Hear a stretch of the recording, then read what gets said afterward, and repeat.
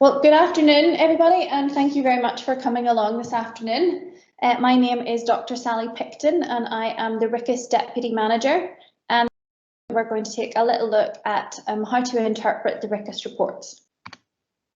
So, report interpretation is a very important part of external quality assessment. Participation in EQA itself is not going to lead to an improvement in the quality of the analytical performance of the laboratory if the EQA results aren't understood and interpreted. And this requires conclusions to be drawn, corrective actions to be taken to improve, to fix any errors, and to check the effectiveness of any of those corrective actions that have been taken.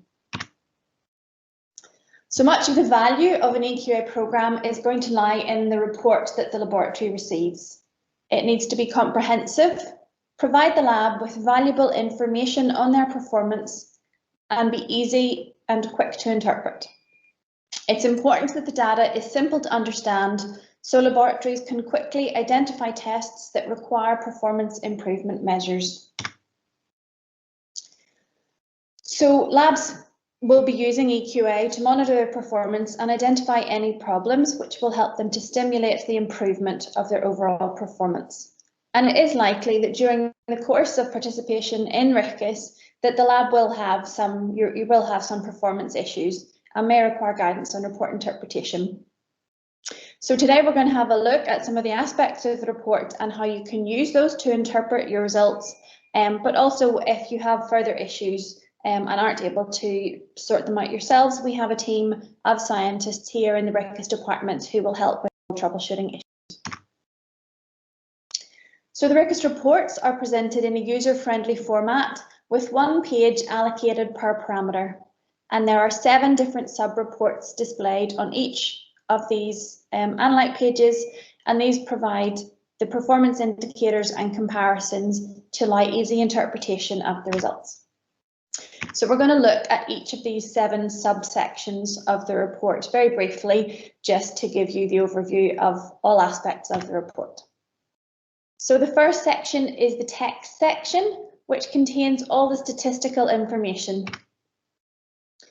At the very top, we have the analyte name and the lab's chosen unit. So the labs can all report results in their own units. They don't have to do any conversions. We do all the conversions for them. Underneath this, you can see we have the breakdown of the different peer group comparisons. We have the all methods, which is indicated by the white box, the methods that the laboratory has chosen, indicated by the green box, and the instrument that the lab has chosen within that method group, indicated by the blue box. Here you can see the number of results that have been used to calculate the mean for comparison. We have our CV, our uncertainty for this particular peer group, the SDPA, which is used to calculate some of our performance indicators, and the number of results that have been excluded during the statistical processing.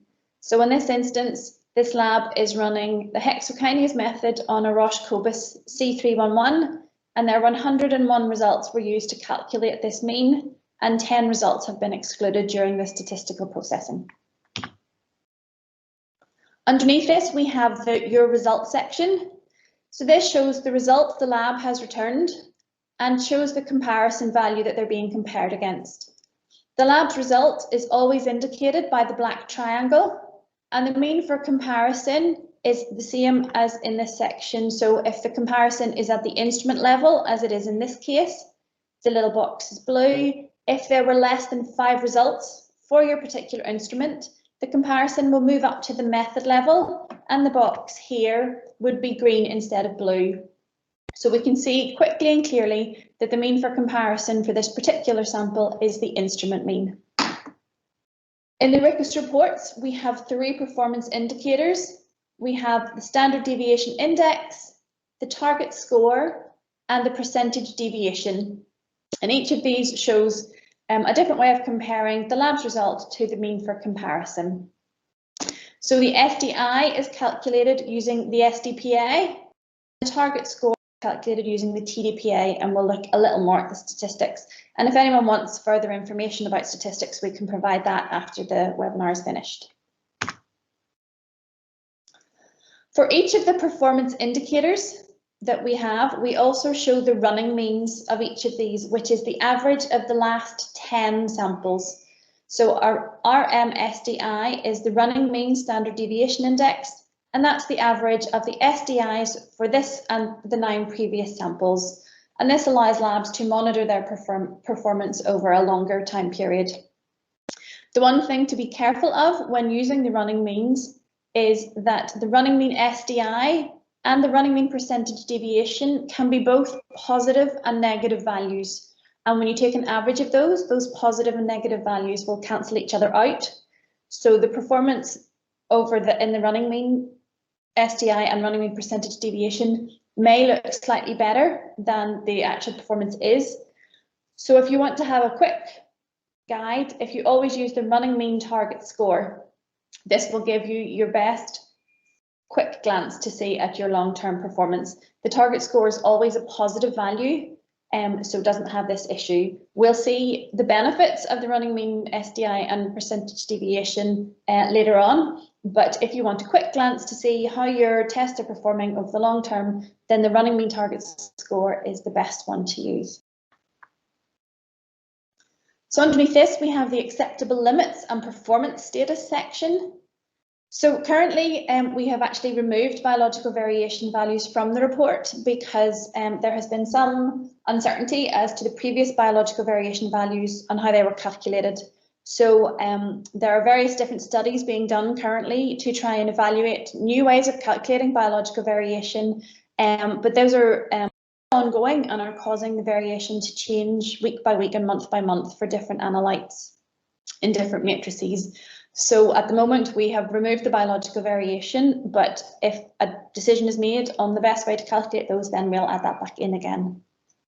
We show then also the acceptable limits for performance that the lab is being compared against. This will always be defaulted to say RIQAS, which is the RIQAS TDPA or target deviation for performance assessment for this particular analyte.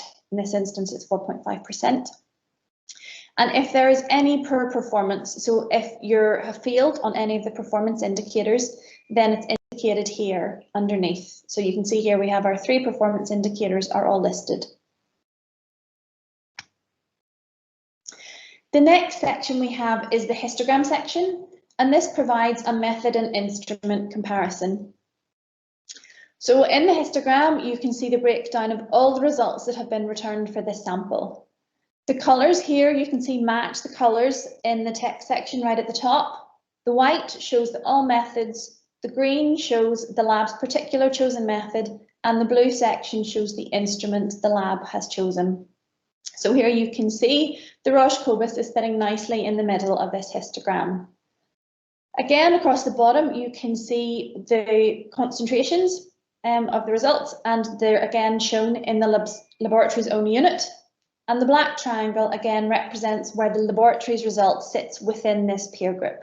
So here you can see this lab's performance is very good and it's sitting right in the middle of the histogram. The histogram can also be used, and you can see clearly in the histogram if there's any kind of method or instrument bias.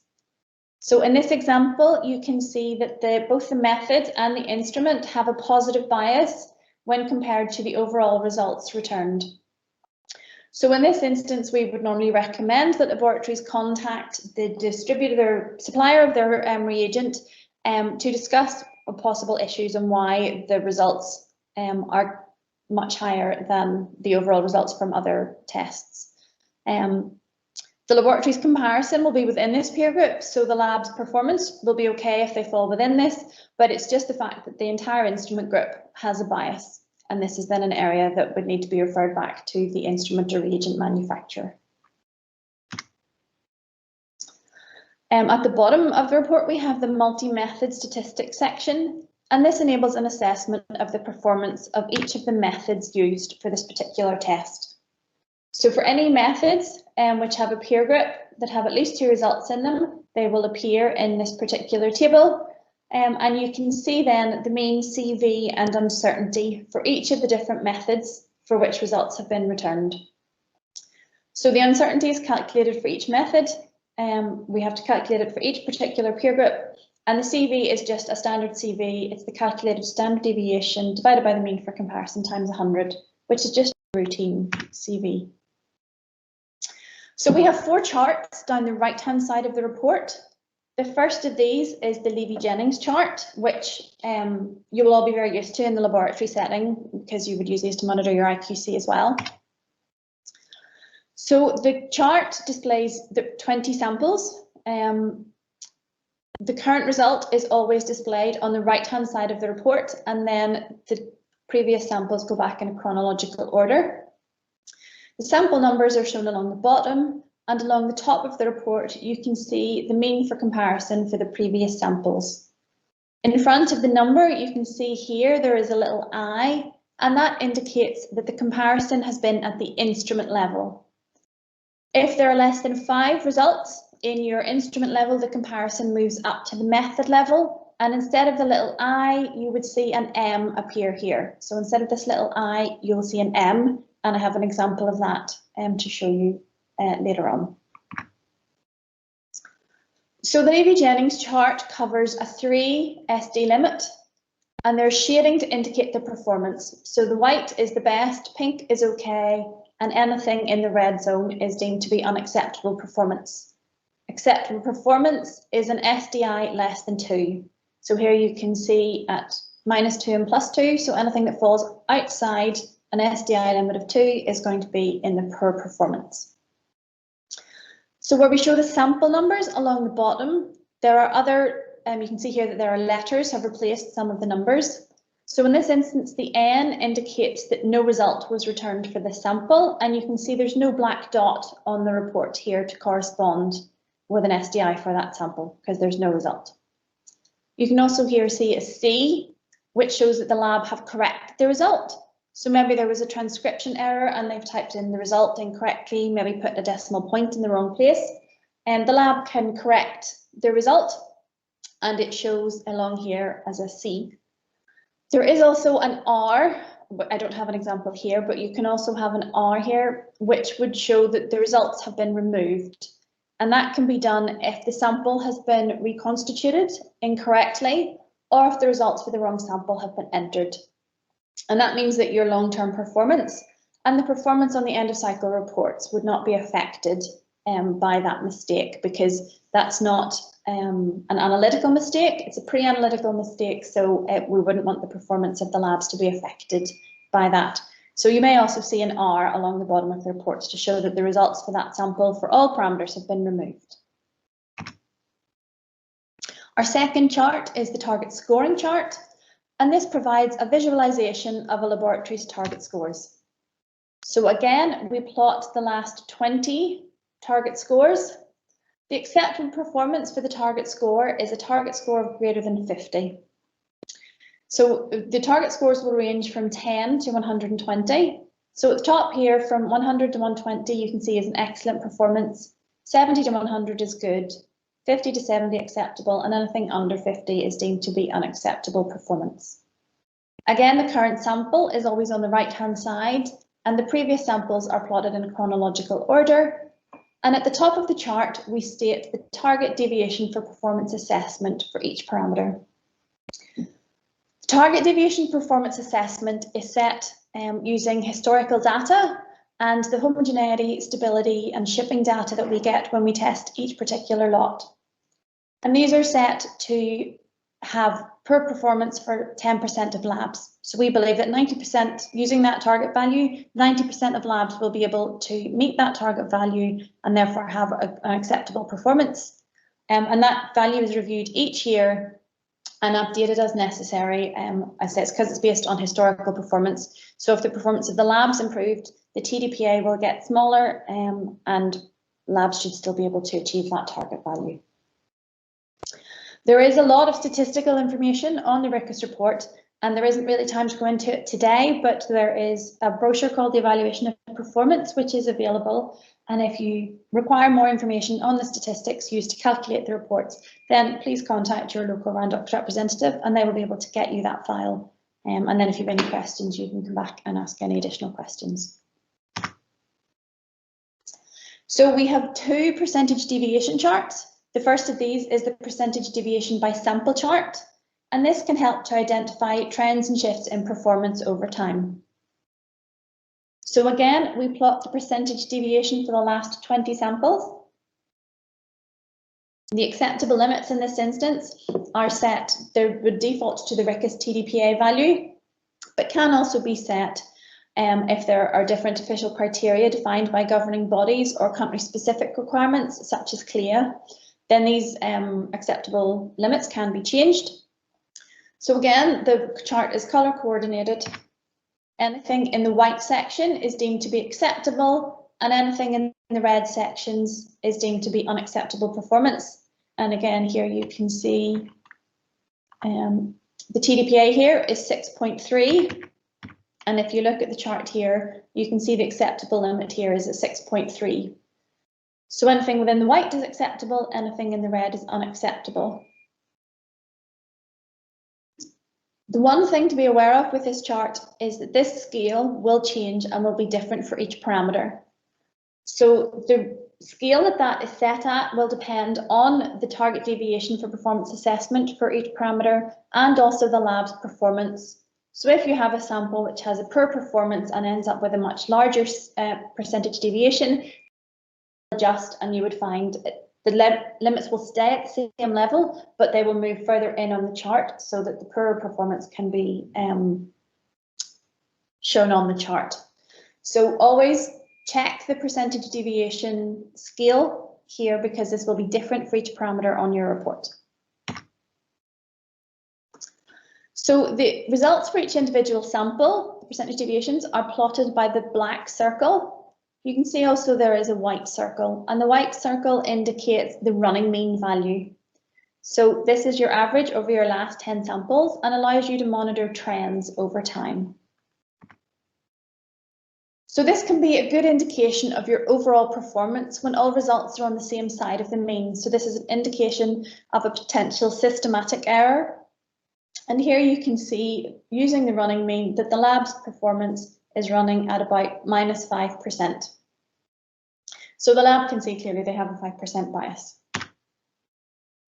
It's more difficult to interpret when the results are both above and below the line because this average value will cancel out. So here you can see the lab have had a low result and another low result, and here there's a high result. So these high and low cancel each other out.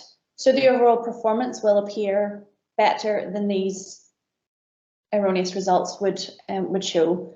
So there are advantages to using the running mean, but it needs to be used in context with the results, the individual results for each sample that have been returned. So in this instance, where you can see that there is a lot of variability between the positive results and the negative results, the running mean target score is a better indicator because it's always a positive value. The other issue that you may have with the running mean is that if one poor performance can lead to a running mean being poor for the next 10 samples until this result is no longer included. So if you look at the results for each individual sample for the lab, you can see their performance is very good and it's well within the acceptable limit. But if you just looked at the running mean for any of these samples, it's deemed to be unacceptable. It's in the red zone, but the actual performance for each of those samples is okay. So if you had just looked at the running mean, you would think the performance for this particular test was bad. But actually, when you look at the specific results, the performance is well within acceptable limits. And here, once the result, this bad result, is no longer included in the 10 samples, you can see the running mean is back up to being very close to the 0 line, and this is a more true reflection of the lab's performance. The second percentage deviation chart is percentage deviation by concentration, and this can allow a rapid assessment of any concentration-related biases. So the result for the current sample is indicated by the black square, and the grey circles indicate the previous results.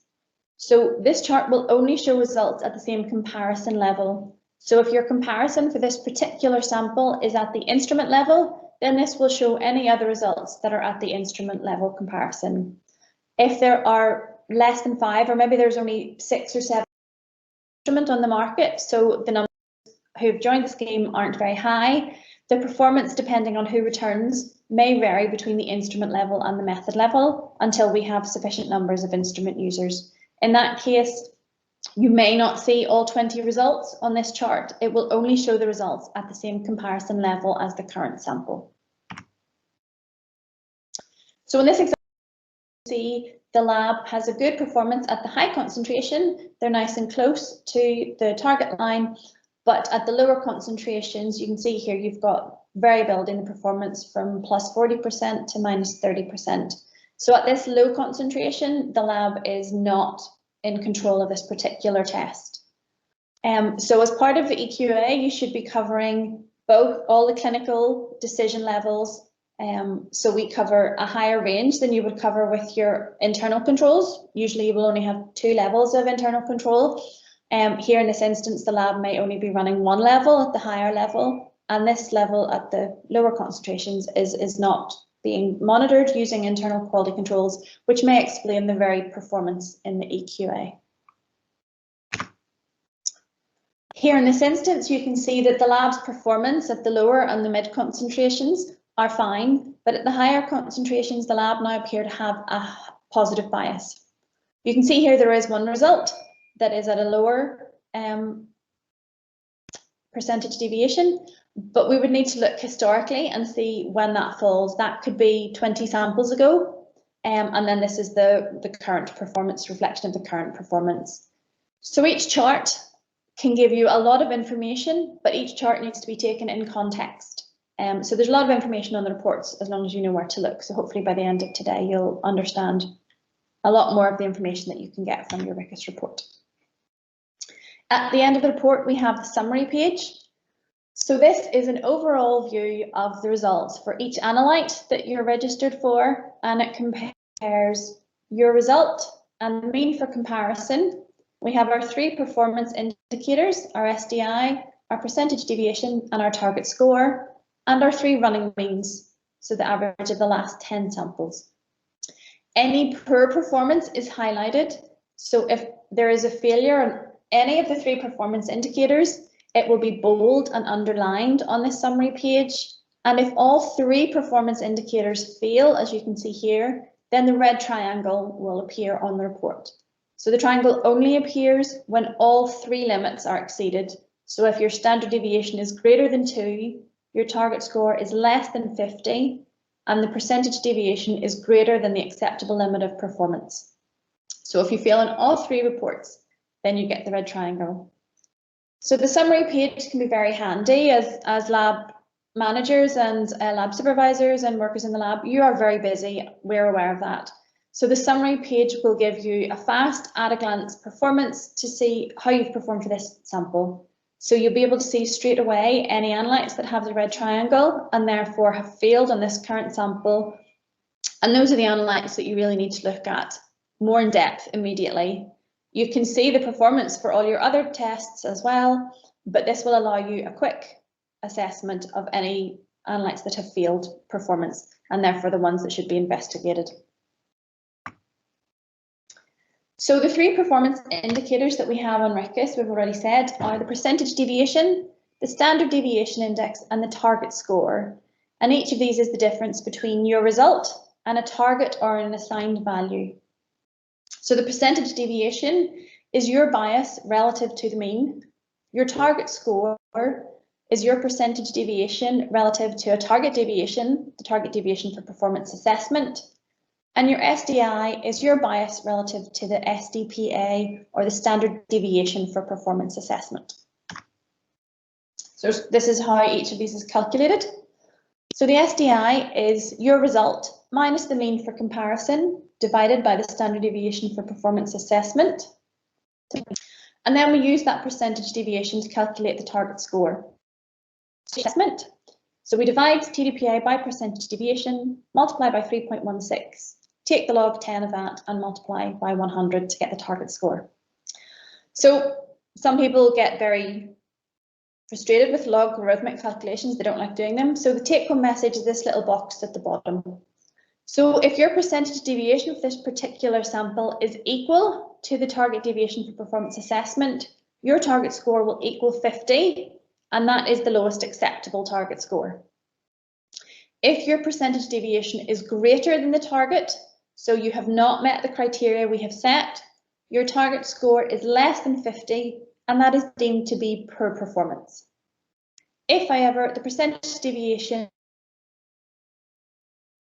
for performance assessment, your target score will be greater than 50 and your performance is acceptable for this particular sample.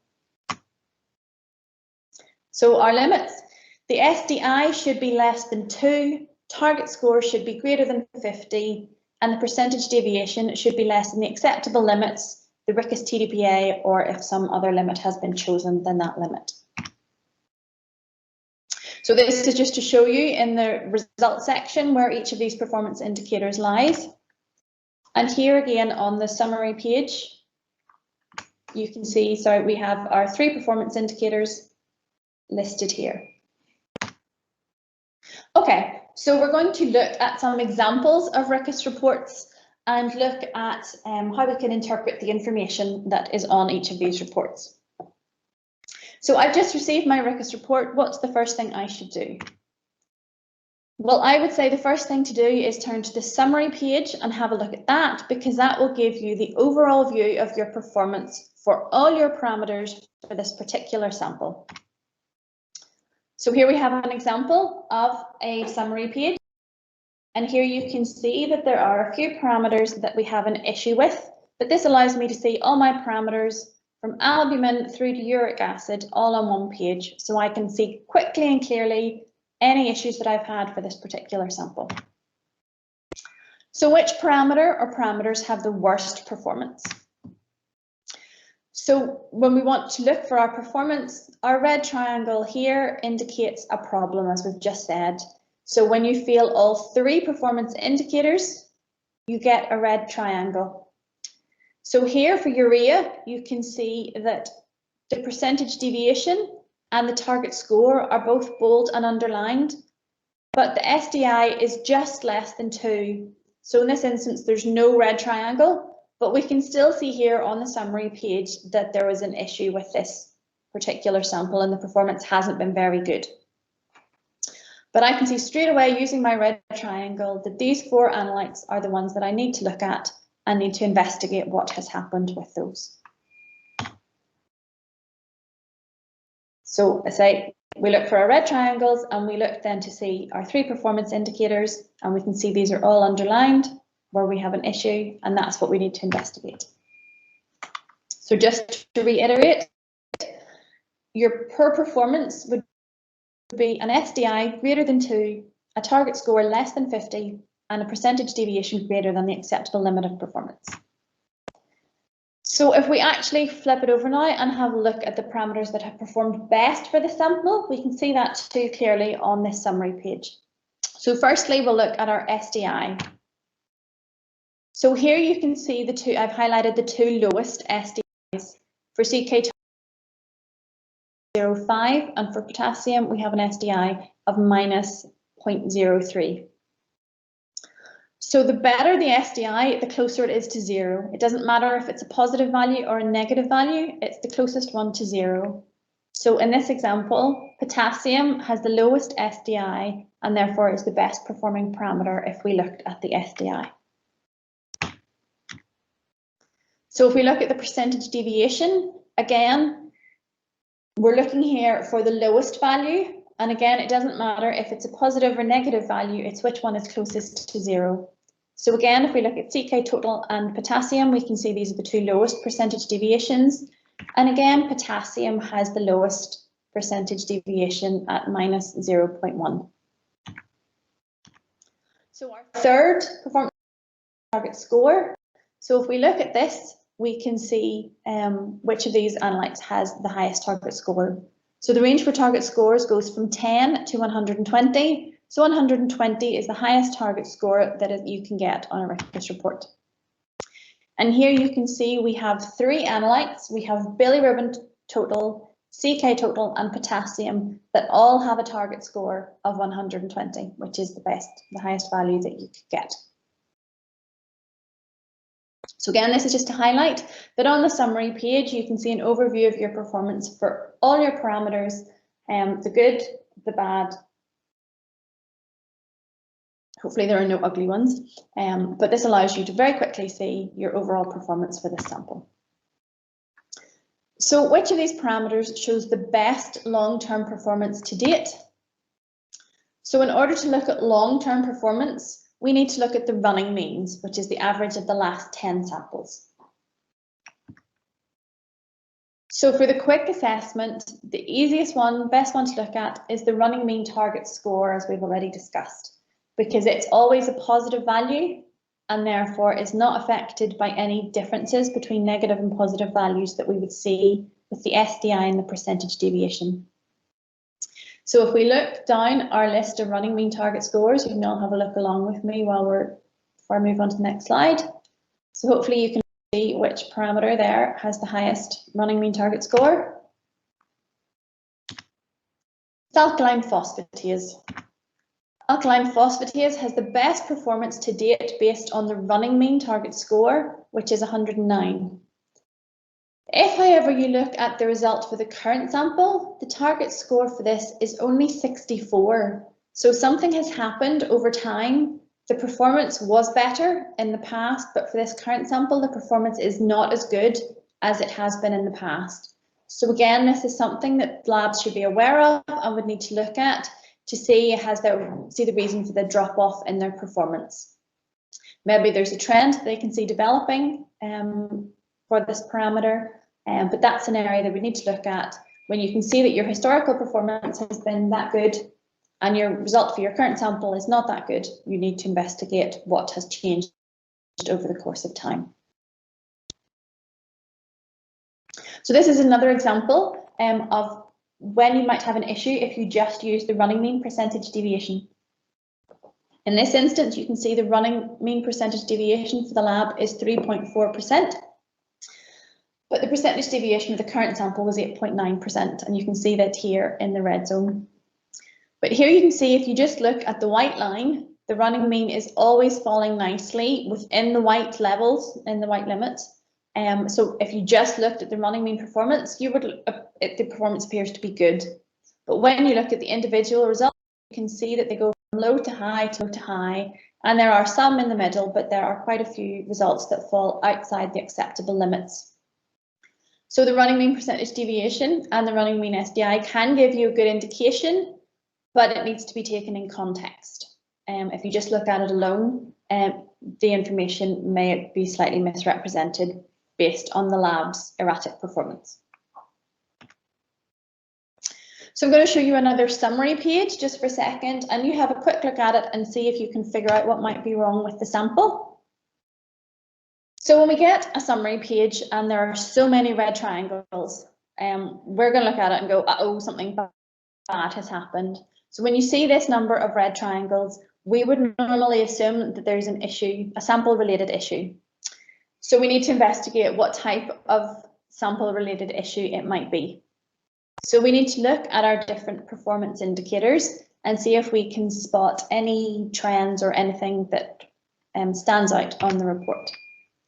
So if we look at our performance indicators, I'm just going to leave the slide up for a second to give you a chance to have a little look. So we want to look at our SDI, our percentage deviation, and our target scores, and see if you can spot anything unusual.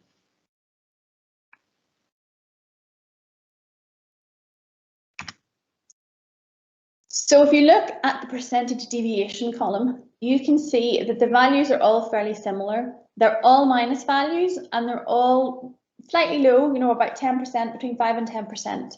And this would lead us to suspect that there's been a reconstitution error. So maybe instead of adding 5 mils, the lab have added 5.5 or 6 mils. They've misset the pipette and they've added the wrong amount of material.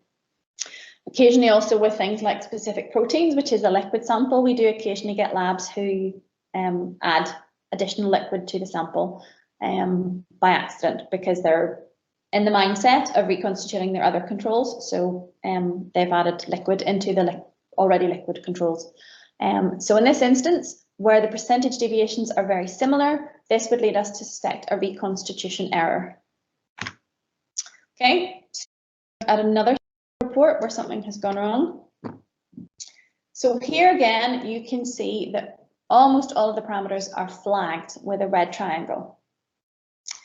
This time, if you look at the performance indicators, you can see that there is a lot of variability. So all the target scores, except this one bilirubin, are all at the lowest value. They're all 10. And you can see the percentage deviations. Some are high, some are low. We go from, there's 329 down to minus 4.3 and up to 109, 125. So you can see that the percentage deviations are all over the place. They're all up and down and very, very different. So in this instance, we can say that the results for the wrong sample have been submitted. So it could either be that the lab have entered the results under the wrong sample number or have run the wrong sample at the time and therefore put the wrong results in against the particular sample. So again, the lab will need to go away and investigate whether it's the wrong sample has been run or whether somebody has taken the wrong results or the right results but entered them under the wrong sample number. So the lab will need to investigate what has happened there. But the take-home message here is when you look at your summary page, if you see this number of red triangles or most of the parameters being highlighted, then you need to establish it's most likely a sample issue, and we need to establish what that issue is, whether it's a reconstitution or whether it's the wrong sample that has been run. So we're going to look at a different summary page. So in this summary page, you can see that only one parameter is flagged. So we know it's not an issue with the sample, it's just an issue with this one parameter, and this one is methotrexate. So in order to find out what might be wrong with this sample, the best thing to do is look at the individual parameter page. So this is the individual parameter page for methotrexate. So again, you can see the per performance. The SDI is greater than 3, the target score is 10, which is the lowest score. The percentage deviation is outside the acceptable limits, and you can see those are all big high numbers, which is bad, and the target score is low. If you look at the text section, here you can see the lab have entered a result of 4,560, and the mean for comparison is 4.435. So you can see straight away there's a difference of about 1,000 between these two results. And there are two possible reasons for this. The lab have either registered for the wrong unit or there has been a transcription error. So how do we differentiate between these? So when we look at the charts, at the Levy-Jennings chart, you can see that for all the previous samples, the lab's performance has been very good. It's usually within SD range, apart from this one sample, and it's just this current sample. So this would imply that it's more likely to be a transcription error than the lab being registered for the wrong unit. If the lab was registered for the wrong unit, you would expect to see this kind of poor performance for many of the previous samples as well. So in this instance, the most likely cause is a transcription error. So when the lab got the report, they went and had a look at the parameter, and indeed the result should have been 4.56, not 4,560. So this little bit at the top is just a screenshot of the latent corrected request form that can be sent when there's been a transcription error. And so here you can see the lab have said what the correct result should have been and submitted the analyzer printout, which allows us then to update and correct that erroneous result, which means the lab's long-term performance won't be affected and the end of cycle report results won't be affected when we look at the averages over the cycle.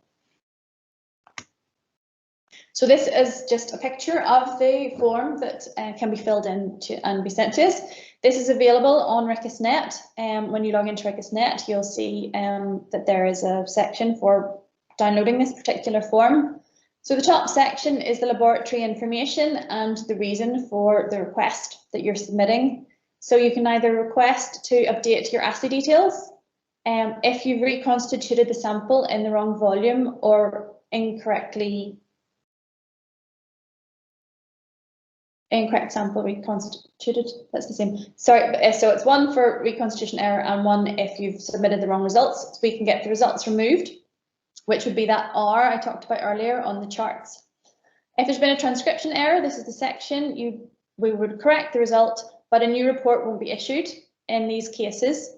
And this last one is the request a submission of a late result. And that will only be accepted if there's been an error on Randox's part in getting the samples out to you.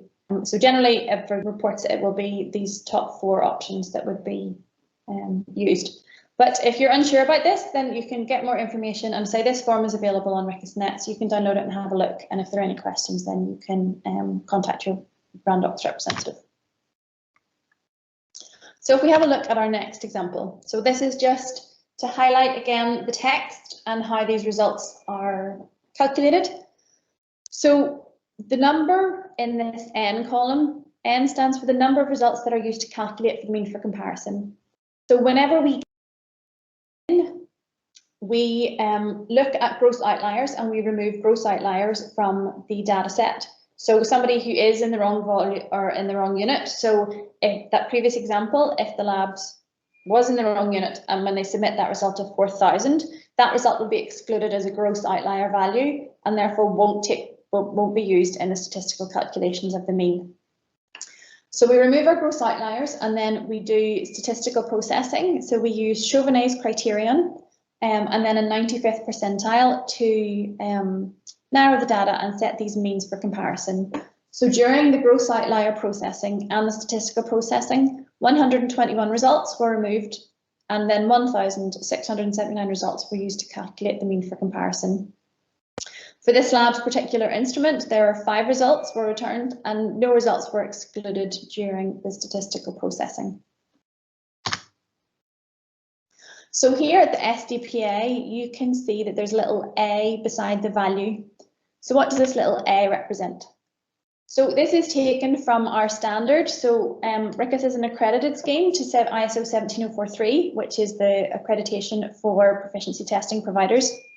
And one of the clauses says when a consensus value is used, so that's what we're using when we're using the results from everybody, that's a consensus value, the proficiency testing provider shall document the reason for that selection and shall estimate the uncertainty of the assigned value as described in the plan for the proficiency testing scheme. Which means that for each particular mean for comparison, for each peer group that we have to calculate the uncertainty. So the uncertainty is calculated as 1.25 times the standard deviation, and that's the calculated standard deviation from the consensus of the results, and divide that by the square root of n. And this must be less than 0.3 times the SDPA, or it's deemed to be significant, and therefore we need to adjust. So once we compare our SDPA to the calculated uncertainty, if the uncertainty is greater than 0.3 times the SDPA, it's considered to be significant and must be combined. So the SDPA adjusted, which is what the little a stands for, and this is just how you pull any data sets. So you take your uncertainty and square it, you take your SDPA and square it, add them together, and then take the square root, and that gives you your adjusted SDPA. If your uncertainty is less than 0.3 times the SDPA, it's considered to be insignificant, and in that case, the SDPA adjusted is just the existing SDPA. So that's where that little A appears on the reports. So we're going to take a little look at some more information that's on the charts. So here again, we're moving back to the Levy-Jennings chart. I mentioned when we looked at it earlier that across the top, you can see in front of the value, there's either an I or an M, or some of you may have noticed in the methotrexate example, there's a little A in front of these. And again, this indicates the level of the mean for comparison. So the M is for the method, the I is for the instrument, and the A is if the comparison is done at the all methods level. So as I mentioned, when we looked at the percentage deviation chart, only results at the same comparison level are shown at the percentage deviation chart. So we've said these charts can show 20 samples. Here I've highlighted that there are 2 samples that the lab did not return a result for. So the lab have returned 18 out of the last 20 samples in this example. If you count the little blobs on the report here, there are only 14 results displayed in this percentage deviation by concentration chart. And that's because the results that are at the method level, the ones that have the M in front of them, are not included because the current sample has a comparison level at the instrument level. So only the instrument level results are shown then on this percentage deviation by concentration chart. Okay, so we're going to look at another example. What do you think is the most likely to be the reason for the poor performance of albumin? So we've looked at our summary page and there's only albumin flagged, so we've turned to our analyte page and this is the result. So again, in this instance, you can see that the result the lab have submitted is 100 times the result of the mean for comparison. So again, we need to establish, is it a transcription error or is it a unit issue? So here I have shown you the different units that are available for albumin, and the correction factor is here in the bracket. And depending on the result, so depending on the unit, so this is the unit the lab is registered for, and here you can see the mean for comparison, which matches this. If the lab is registered for some of the other units, these are the mean for comparisons that they would get. And you can see none of these match the result the lab has returned. So again, we can establish that there's been a transcription error, and again, the lab has forgotten to put the decimal point in between the 4 and the 2. So the result should have been 4.25, in which case their performance would have been much better and they would not have an SDI of 2000, which is considerably greater than our acceptable limit of 2. So we've got an example for CK total. So what do you think could be the issue with this report? So you can look here at all the charts and straight away you can see we have a big issue. This is an example of where I've mentioned that this chart can change depending on the lab's performance. So here you can see the TDPA at 7.8 has now become this tiny little white bit in the middle because all the lab's results that have been returned have been up at over 100% of a percentage deviation. So we can see here, if we look at the just top of the report, we can see that since the lab started, they have had poor performance. So it would have been preferable if they'd looked at the report earlier and seen it after the first or second samples. But once you see the 5 samples, you can see quite clearly we have an issue here. So it turned out the lab had registered for the wrong unit. So not the wrong unit, the wrong temperature. For the enzymes, we also, in addition to having the unit, we also look at the temperature the test is being run at. And the lab, whenever they're registering for any enzymes on any of the RIQAS programs, they must indicate the temperature that the test is being run at.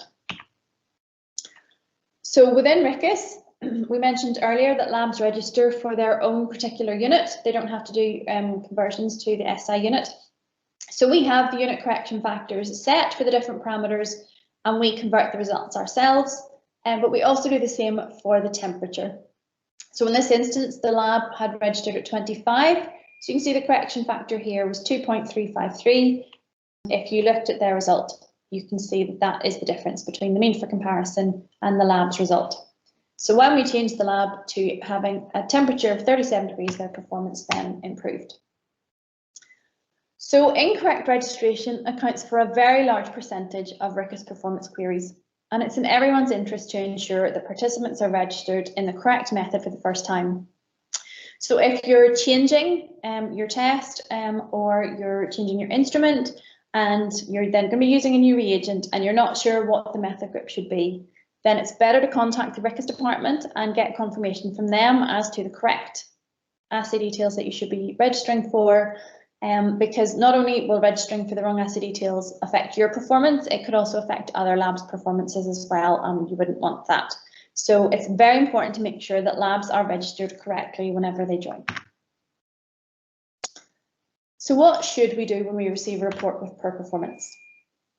So EQA results need to be analysed alongside IQC. Sometimes, as with some of those examples, you can see straight away that the performance, it's not a performance issue, it's a transcription error or a problem with the sample. But what if we do have a persistent poor performance that we're seeing on our EQA reports? We need to compare that to our IQC data. So there are some questions that you need to ask whenever you're looking at your IQC data. So these are the sort of first things we'll ask whenever we get any performance queries. So the first thing is to make sure the lab is registered correctly. That's our first step. And then we're asked to see the IQC, and then we ask some particular questions about the IQC. So does the lab see a similar performance in their IQC results? How often is IQC run and at what concentrations? Who is the supplier? Is it the instrument manufacturer or the lab using a third party control? Are the targets set? Are they a running mean target, or is it a fixed target? Was it set by the lab? Does it come from the manufacturer? How wide are the IQC ranges compared to the EQA? IQC ranges are generally set to be a much wider range than you would get with EQA performance, so it's important to compare the two. And the other things we would want to check, especially if there's been a sudden shift in performance, is have any changes been made to the instrument, any new reagents, any new control lots? Has the instrument been recalibrated? Has there been any maintenance or service performed on the instrument? So the IQC would tend to be if we see trends in the performance, and these changes will be if there's a sudden shift in the performance that you would be seeing. So for our analysis of our IQC data, we need to compare like for like. If we want to compare our IQC and our EQA, the easiest way to do that is to convert your IQC to a percentage deviation for comparison. So here's an example. My IQC is perfect, but I have a constant negative bias on RIQAS. So this is for the chemistry, and this was the lab's report. So the lab sent us in their IQC information. They provided us with 6 months of raw results. The target used was from an insert sheet. The mean was very close to the target, and the CV of the results was always less than 0.5%, and no result was ever outside the one acceptable range. So if you were looking at that and that was what you were able to say about your IQC, you'd be thinking, yep, my IQC is great. I have no problems here at all. Happy days. And that's fine. So what we did was we converted the lab's results, their raw results, into the percentage deviations from the target. For their level 1 control, the average percentage deviation was minus 1.6%. And for the level 2, the average was minus 1%. So when you plot those values onto the percentage deviation chart on RIQAS, you can see that actually the lab's IQC data does match this negative bias that the lab is seeing on RIQAS. So although the IQC results were well within the acceptable limit, they were still running with the negative bias that the lab was seeing on the RIQAS report. So the IQC's results showed the same deviation from the mean for comparison as the RIQAS results, and the larger acceptable IQC had given a false perception of accuracy and precision. So the lab was happy, but they just hadn't noticed that with their IQC, they were still running with the same negative bias. So we always need to make sure we establish a root cause. So whenever we have a problem and we have a performance issue, we need to try and find out what happened, and then find out why that happened, and then find out why that happened. So here you can see we have, we call it the 5 whys. So you need to find out what happened, why did it happen, how can it be prevented from happening again, and how do we know we made a difference? So we need to establish our root cause. We need to have corrective actions for our root cause. We need preventative actions, and then we need effectiveness checks to make sure that we have eliminated the true root cause. So it's not just a case of finding out what happened, you need to establish why it happened. This table just shows the percentages of a number of field challenges, and these are from 4 different reports that were published, and this was just summarised in this table. So you can see about 30%, and this one was up to 50% of the results were incorrect methods being registered. Clerical issues, which would be your transcription errors, and you can see here there's 20% of unexplained. So these are really the ones that are going to cause you problems and that are going to need much more investigative work.